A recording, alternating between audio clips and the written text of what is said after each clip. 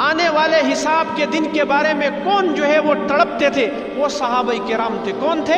صحابہ کرام تھے۔ حضرات محترم، ایک عورت جس نے زنا کر لیا اور وہ اللہ کے نبی کے مجلس میں آئی، باہر والوں کو اگر آواز نہیں آ رہی تو تھوڑا قریب آ جائے، اور اللہ کے نبی کی مجلس میں آئی اور کیا کہا؟ طہرنی یا رسول اللہ، یا رسول اللہ مجھے پاک کر دے۔ کیا کر دے؟ اللہ کے نبی نے اپنا رخ انور پھیر لیا، وہ ادھر سے آئی، پھر اللہ کے نبی نے رخ انور 4 مرتبہ، تاکہ یہ عورت اپنی بات کو سے رجوع کر لے اللہ کے نبی۔ لیکن چونکہ آخرت کا غم تھا، روز حساب کا، اپنے جو ہے فیصلے کے دن کا غم تھا ان کے دل میں، اللہ کے نبی نے ان سے اپنے رخ انور کو پھیرا، لیکن چونکہ اس کو حمل ہو چکا تھا، اور یہ اصول ہے جب تک وضع حمل اور بچہ پیدا نہ ہو جائے اس وقت تک جو ہے وہ حد جاری نہیں ہوتی۔ اب بچہ پیدا ہو گیا، اس کے بعد دوسرا حکم کیا ہے کہ اس بچے کو 2.5 سال یا 2 سال دودھ پلانا ہے۔ مجھے ایک بات بتائے، اتنی دیر میں انسان کی بات کے اندر لچک آتی ہے نہیں آتی؟ اپنی بات سے وہ پھرتا ہے یا نہیں پھرتا؟ لیکن صحابہ کرام اور صحابیات کا ایمان دیکھے، وہ عورت 2.5 سال کے بعد وہ بچے کے منہ میں نوالا دیے ہوئے آئی اور کہا کہ یا رسول اللہ یہ بچہ اب دودھ پینے کے قابل نہیں رہا، یہ کھانا شروع کر دے، اب مجھ پر حد جاری کر دے۔ کیا کر دے؟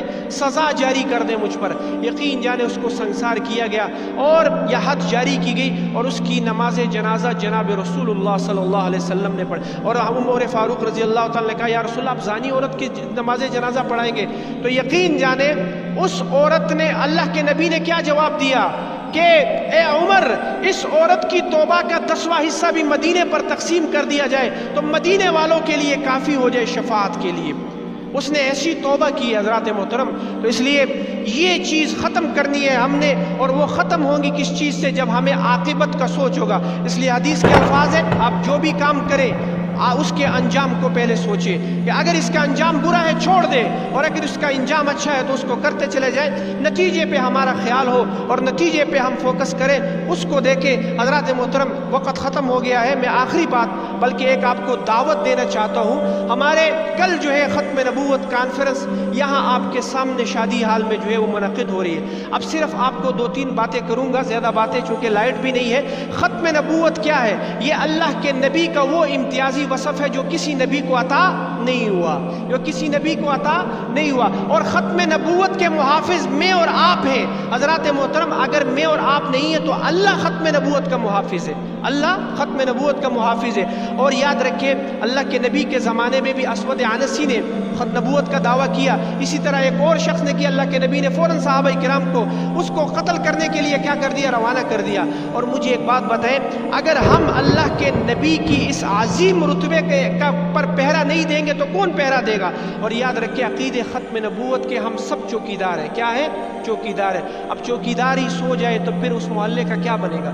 اس بستی کا کیا بنے گا؟ اس لیے حضرات محترم، یہ بنیادی عقیدہ اللہ نے ہمارے ذمے لگایا ہے کہ میرے نبی کی اس عظیم، اس لیے اللہ کے نبی نے فرما دیا لا نبی بعدی، میرے بعد کوئی نبی نہیں آئے گا، اور جو نبوت کا دعویٰ کرے گا وہ جھوٹا ہے، ملعون ہے، مردود ہے، واجب القتل ہے۔